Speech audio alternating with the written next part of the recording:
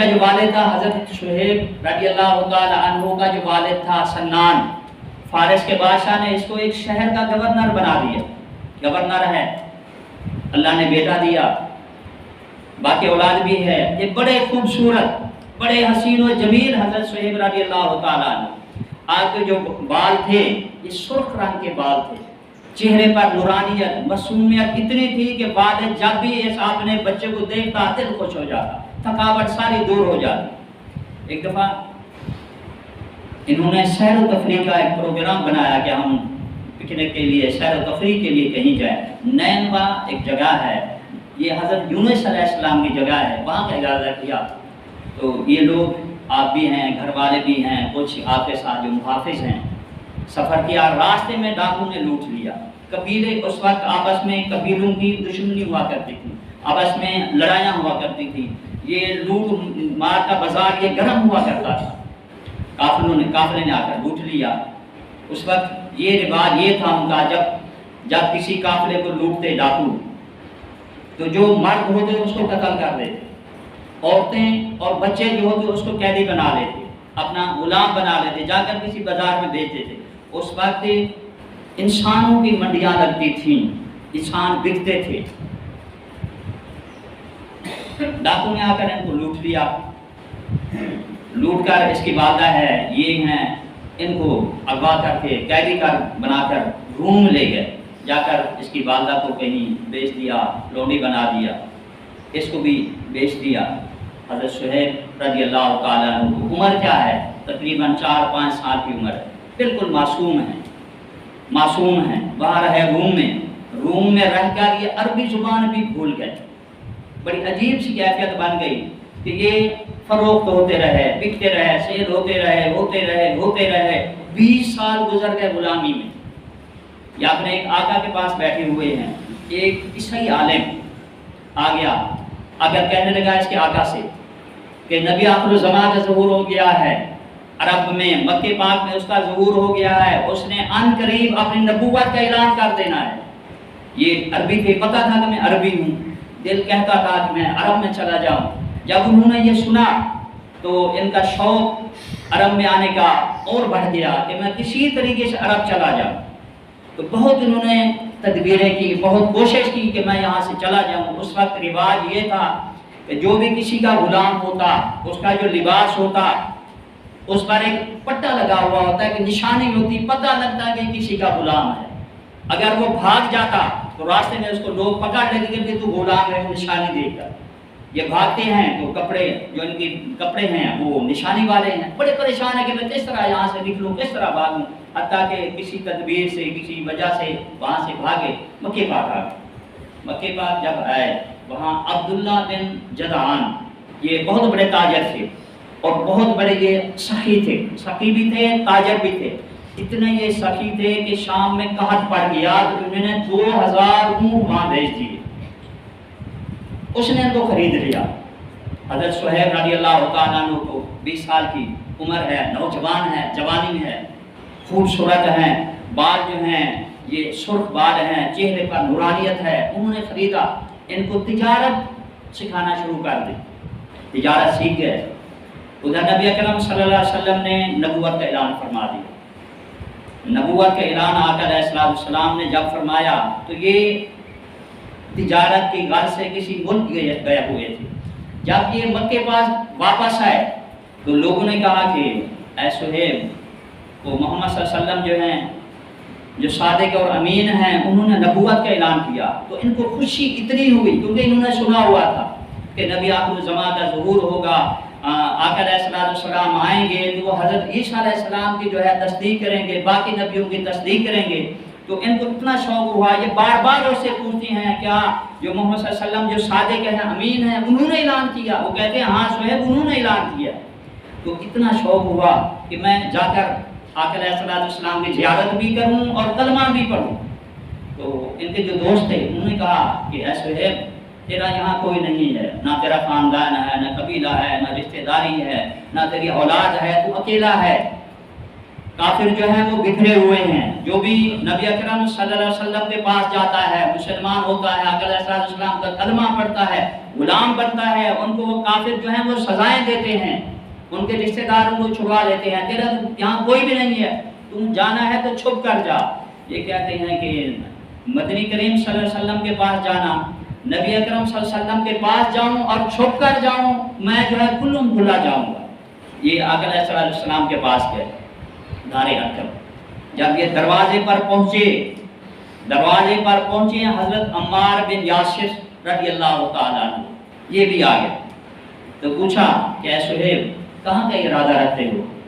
तो इन्होंने कहा कि तू बता, तू कहाँ का इरादा रखता है? उसने कहा कि हमने सुना है कि हजरत मोहम्मद सल्लल्लाहु अलैहि वसल्लम ने नबूवत का ऐलान किया है, तो मैं नबी अकरम सल्लल्लाहु अलैहि वसल्लम के पास जा रहा हूँ, जाकर उनसे पूछूं वो कहते क्या हैं। ये कहते हैं कि ऐ अम्मार मेरा भी यही इरादा है। ये दोनों नबी अकरम सल्लल्लाहु अलैहि वसल्लम के पास गए। आका अलैहिस्सलाम ने इनको तौहीद की दावत दी, अपनी नबूवत की रिसालत की दावत दी। कैफियत ये हुई कि सुबह से आए हुए सारा दिन भी गुजर गया, रात भी गुजर गई, बैठे हुए कलमा पढ़ा, मुसलमान हो गए। जब सुबह हुई दोनों वहाँ से निकले, दारे अरकम से दरवाजे से निकले। इसका रास्ता और था, हजरत अम्मार बिन यासिर रज़ियल्लाहु ताला अन्हु का रास्ता जो था वो और था। वो अपने घर चले गए। घर वालों ने पूछा हजरत अम्मार बिन यासिर से कि अम्मार कल का गया है, कहाँ गया था? हम तो परेशान थे, पता नहीं कहाँ गया। तो इसने साफ साफ बता दिया। उन अपने घर वालों से कहा कि मोहम्मद सल्लल्लाहु अलैहि वसल्लम, सब कह दो, मोहम्मद बिन अब्दुल्लाह सल्लल्लाहु अलैहि वसल्लम ने नबूवत का ऐलान किया है। मैं उनके पास गया था, मैंने उनका कलमा भी पढ़ लिया है, उनका गुलाम भी बन गया हूँ। घर वाले तुम्हारी मर्जी, मेरा साथ दो ना दो। उन्होंने कहा कि तुम गुलाम बन गया है तो हम भी उनके गुलाम बन गए, हम भी मुसलमान होना चाहते थे। सारे घर वाले मुसलमान हो गए। आका अलैहिस्सलाम ने फरमाया कि तय्यबुल मुतय्यब, ऐ अम्मार बिन यासिर तू पाक भी है और पाक करने वाला भी है। वो हजरत अम्मार बिन यासिर रज़ियल्लाहु ताला अन्हु। तो हजरत सुहेब रज़ियल्लाहु ताला अन्हु ये रूमी के नाम से मशहूर हो गए, क्योंकि आपकी जुबान रूमी थी। कुफार मक्का ने इन पर बहुत जुल्म किए, इनको धूप में बांध देते, इनको कोड़े लगाते, इन पर बहुत बड़ा जुल्म करते कि ऐ सुहेब नबी अकरम सल्लल्लाहु अलैहि वसल्लम का कलमा पढ़ना छोड़ दे, आका अलैहिस्सलाम की गुलामी छोड़ दे। इतने जुल्म किए, बर्दाश्त करते रहे। उधर नबी अकरम सल्लल्लाहु अलैहि वसल्लम ने फरमाया अपने सहाबा से कि हिजरत करके मदीने पाक चले गए। सारे सहाबा किराम हिजरत करके चले गए। ये इस आस में वहाँ रुके रहे कि जब नबी अकरम सल्लल्लाहु अलैहि वसल्लम हिजरत करेंगे, अबू बकर सिद्दीक भी आप सल्लम के साथ होंगे और तीसरा मैं भी आप सल्लम के साथ होऊंगा। इत्तेफाक ये हुआ कि आका अलैहिस्सलाम भी हिजरत करके चले गए। हजरत अबू बकर सिद्दीक रज़ियल्लाहु ताला अन्हु ये भी हिजरत करके चले गए। ये अकेले रह गए हजरत सुहेब रज़ियल्लाहु ताला अन्हु। कुफार मक्का ने बड़ा जुल्म किया, हत्ता कि इनके पीछे जासूस लगा दिए। ये ताजिर थे, इनके पास बहुत माल था, बहुत दौलत थी। इसका और ना कोई रिश्तेदार है, ना कोई इनकी औलाद है, ना बीवी है, कोई अकेले हैं, ताजिर थे। तो कुफार मक्का ने इनके पीछे जासूस लगा दिए, अपने गार्ड छोड़ दिए कि भी ख्याल करना ये भी कहीं छुप कर हिजरत करके ना चले जाए। तो एक रात इन्होंने एक तदबीर ये की कि तदबीर ये की, बहाना ये बनाया कि मेरा पेट खराब है। अपने घर के दरवाजे से बाहर आकर बैठ जाते, फिर खड़े हो जाते, फिर पेट को पकड़ लेते। इस तरह लगता जिस तरह मोशन लग गए। फिर अंदर चले जाते, फिर बाहर आते, फिर अंदर चले जाते, फिर बाहर आते। वो जो जासूस थे वो सारी ये क्या देखते रहे। तो आपस में उन्होंने कहा कि इनको हमारे जो खुदा हैं, लात है, उज़्ज़ा है, उबुद है, उन्होंने इसको बीमार कर दिया। वो देखते रहे। तो उन्होंने कहा कि इसका जो है इसकी तबीयत खराब है, पेट खराब है। थोड़े से वो गाफिल हुए तो हज़रत सुहेब रज़ियल्लाहु ताला अन्हु वहाँ से भागे। जब वहाँ से निकले तो उनको पता लग गया। उन्होंने अपने घोड़ों पर, ऊँटों पर जितने भी लोग थे इसका पीछा किया, जाकर इसको घेरे में ले लिया। एक पहाड़ी के इसको ऊपर चढ़ गए। इसके पास तीर थे, तीर अंदाज बड़े थे, बड़े तीर चलाने में बड़े माहिर थे। बाकी किताबों में आता है कि इसका कोई निशाना कज़ा जाता ही नहीं था तीर वाला। ये पहाड़ी पर खड़े हैं, वो सारे लोग नीचे खड़े हैं। वो कहते हैं कि सुहेब نیچے آ جا ورنہ ہم تجھے جو ہے قتل کر دیں گے۔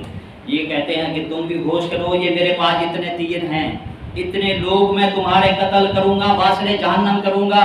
تجھے پتا ہے کہ میرا تیر کا نشانہ قضا جاتا ہی نہیں، یہ جب تیر مجھ سے ختم ہو جائیں گے، میرے پاس جو ہے یہ ختم ہو جائے گی، میرے پاس تلوار ہے، تلوار سے بھی تمہیں واصل جہنم کروں گا، اس کے بعد پھر دیکھا جائے گا۔ وہ کہتے ہیں کہ سہیل تو جان بھی لے جا، مال بھی تو لے جا، یہ نہیں ہو سکتا۔ تو نے مال مکے میں جو کمایا ہے یہ ہماری وجہ سے کمایا ہے، ہم سے کمایا ہے، ہمارے رشتہ داروں سے کمایا ہے، ایک کام کر دے، یا جان ہمارے حوالے کر دے یا مال ہمارے حوالے کر دے۔ یہ کہتے ہیں، فرماتے ہیں کہ میں تجھے مال دیتا، مال لے لو، میری جان چھوڑ۔ انہوں نے کہا کہ ہاں مال ہمیں دے دے۔ انہوں نے اپنا جو مکان تھا بتایا کہ فلاں کونے میں مال میرا پڑا ہوا ہے، گڑھا کھود لینا۔ تو وہاں چلے گئے، انہوں نے دیکھا مال وہاں پڑا ہوا تھا، تو انہوں نے آ کر ان کو آزاد کر دیا۔ تو حضرت صہیب رضی اللہ تعالیٰ عنہ نے پیدل ہجرت کی مکے پاک سے مدینے پاک، تقریباً 480 کلومیٹر پیدل۔ بڑی عجیب کیفیت ہے، کبھی کھانا مل جاتا ہے، کبھی نہیں ملتا، اور امید یہی ہے جب تھک جاتے ہیں، ڈھال ہو جاتے ہیں، بیٹھتے ہیں، پھر خیال آتا ہے اے صہیب جا کہاں رہا ہے؟ مدنی کریم صلی اللہ علیہ وسلم کے پاس جا رہا ہے، اے صہیب اپنے محبوب صلی اللہ علیہ وسلم کے پاس جا رہا ہے۔ اے اپنے آپ کو تسلی دیتے، کھجوریں تھیں، کھجوریں ختم ہو گئی، کہیں کھانا ملتا کھا لیتے، نہ ملتا بھوکے پیاسے جو ہے سفر کرتے کرتے وہاں پہنچ گئے۔ مدنی کریم صلی اللہ علیہ وسلم کے پاس جب پہنچے تو آقا علیہ السلام نے ان کو دیکھ کر فرمایا کہ اے صہیب تو نے اللہ سے جو تجارت کی ہے بڑی نفع بخش تجارت کی ہے، بڑی اچھی تجارت کی ہے، بڑی منافع والی تجارت کی ہے صہیب۔ ان کی ایک آنکھ خراب ہو گئی تھی، لال ہو گئی تھی، تو کئی دنوں سے بھوکے تھے۔ جب ان کو کھانا پیش کیا گیا تو ان کی اس وقت کیفیت یہ تھی کہ یہ بے تکلف سے کھانا تناول فرما رہے تھے، آرام سے نہیں، تھوڑا سا مثلاً تیز تیز کھا رہے تھے۔ تو حضرت عمر فاروق رضی اللہ تعالیٰ عنہ نے نبی اکرم صلی اللہ علیہ وسلم سے عرض کہ حضور یہ صہیب کو دیکھو یہ کھانا کس طرح کھا رہا ہے۔ تو مدنی کریم صلی اللہ علیہ وسلم مسکرائے، مسکرا کر فرمایا کہ اے صہیب تیری آنکھ دکھ رہی ہے تو کھانا کس طرح کھا رہا ہے؟ عرض کی حضور کہ میری آنکھ میں تکلیف ہے، میں اس سے نہیں کھا رہا، دوسری آنکھ سے کھا رہا۔